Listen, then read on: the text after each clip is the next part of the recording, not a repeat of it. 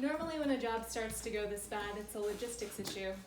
Somebody didn't think through all the options, one thread snags, and then the whole plan unravels into a mess. That's something Willem Jansen can deal with, but this time, someone on this job is deliberately snagging threads. If Jansen's learned anything in his first rough 24 years of life, it's that survival is all about watching your own back and having an exit plan to get out with your fair share when things go sideways. Problem is, Jansen normally takes jobs down on solid ground where he can melt back into the city. He's not used to this space pirate shit. Being trapped in a tin can, hurtling through the skies above New Sarjun with another, smaller tin can as his only way home, it's not his idea of a good time.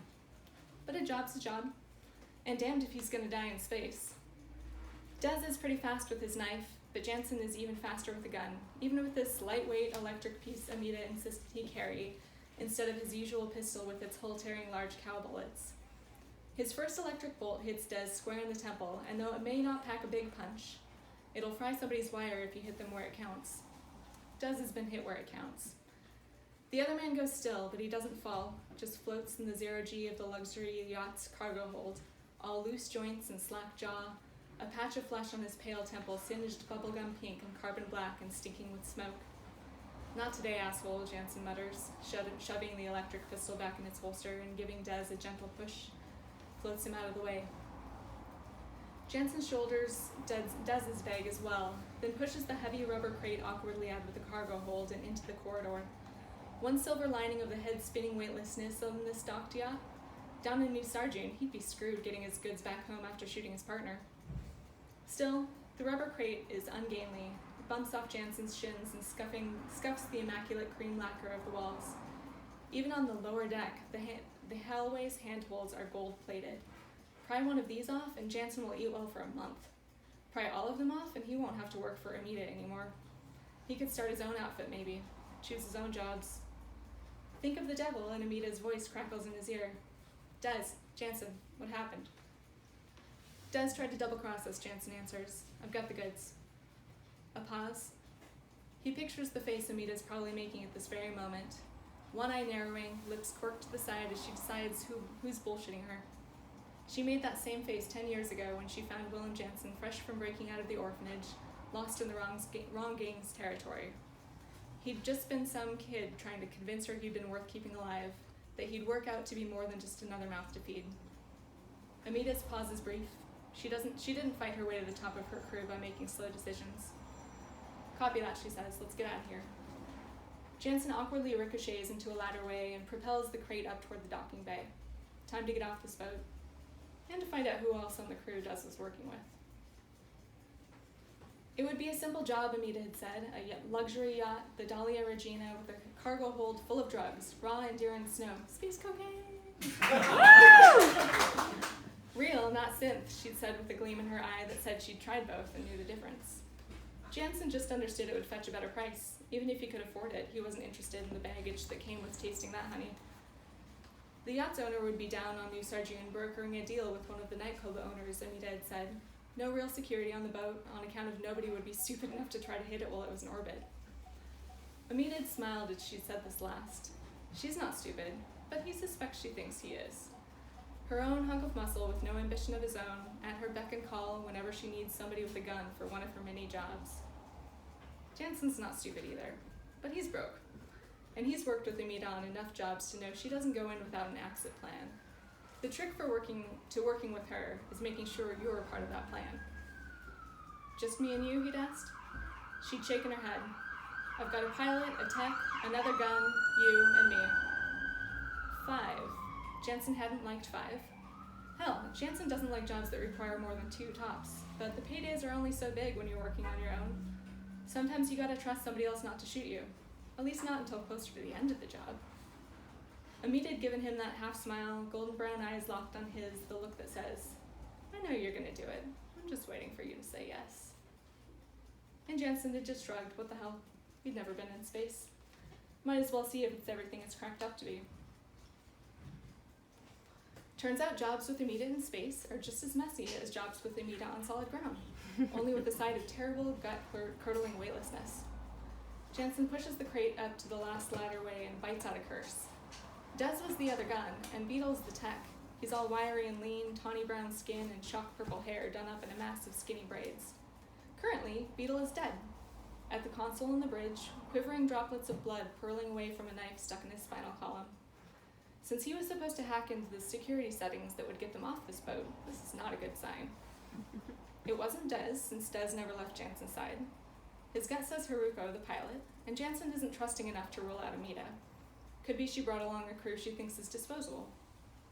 Willem Jansen is not disposable. Amita, come in, he says. He activates his grav boots along the console, stumbling briefly as the magnets catch. Beetle's floating face down over the control panel. Jansen shifts him gently out of the way. The tech's hand trails behind him as he floats out of the chair, leaving a sticky smear of blood on the console's glass. Computers aren't Jansen's thing, but the green outlines around the docking clamps that have hold of their shuttle look like all systems go. Hopefully Beetle got through the security before getting knifed. But that's no longer their biggest problem. A proximity alert is blinking in the corner of the screen. Jansen swipes it open and growls with frustration. It's an Alliance cutter, making a beeline directly toward them. Amita still hasn't answered. Jansen got the goods, so there's no way she's getting off without getting a payday. So why isn't she responding? Amita. But there's something off in the silence around his voice. The connection's been cut. Jansen whirls just as a pop from a handheld electric barb sounds. The barb zips past him and clinks off the console, wires flailing. He blocks the barb with enough force that it goes flying from his attacker's hand, then punches them in the jaw before they can react. Jansen's ready to grapple, but he's unprepared for the Dahlia Regina, where his grav boots suck at his feet like mud, and his assailant, a woman with a thick braid of blonde hair, goes flying out of reach from the force of his punch. She crashes against the navigation array. She's not alone. Her companion takes aim. For such a big ship, the yacht's bridge is cramped. The nav console takes up a third of the space with its chrome-plated panels, and a pair of chairs, one of which is taken up by Beetle's body, are bolted to the floor. It's not nearly enough space for a three-person shootout. Jansen's attacker seemed to be planning that, but it's perfect for a brawl. Jansen can brawl. He launches himself at the second assailant, a tawny man with long, wavy black hair, and catches him around the midriff before he can fire. They crash into a wall panel. There's a shriek of metal hinges as the panel's thin metal door crumples under the impact. The man's tall and lithe, but what he knows about fighting in 0G isn't a match for Jansen's bulk and strength. With his opponent's shirt securely pinned against the wall, Jansen clocks him in the jaw once, twice, and then his own head rings with a blow from behind. The woman's caught him with a flying kick, ricocheting gracefully to catch herself on the ladder and crouch like a cat when ready to spring. When she does, Jansen locks his grav boots and twists, using her companion's back as a shield. But he's not expecting the man's effortless weight. He almost loses control, then the man is grinning as he corkscrews deftly in Jansen's hands, breaking free. His knee catches Jansen under the chin as he spins away, toward the electric barb, which is floating near the ceiling. Jansen launches himself after it, and what he lacks in 0G grace, he makes up for in size, catching the man once more and locking his grav boots to the ceiling, using his mask to pin the man in place beneath him. He pulls his electric pistol and lodges it between the man's eyes. The man moves slowly, lifting hands above head, and slowly releases the electric barb he's just caught. A smile spreads across his face, rakish through bloodied lips. Not a bad fight for a grounder, he says. His accent, that brash lilt, he's from Durga's belt. But it looks like we're at an impasse. His black eyes twinkle, then roll meaningfully to Jansen's right. Jansen spares a glance to see the woman aiming her own gun squarely at his head. A faint, familiar whine fills the room as the weapon warms to her palm. That calm look in her eyes says she tends to aim true.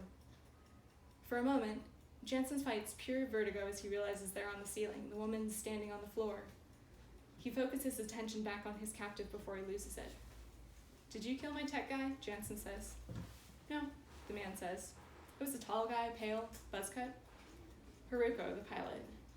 Jansen feels a thrill of fear for Amita, chased by the realization that Haruko could possibly be working on her orders. And maybe she's planning on double-crossing Jansen instead. Whatever the man sees on Jansen's face causes him to smile sadly. "Another one of yours, then? That crew you run with is a mess."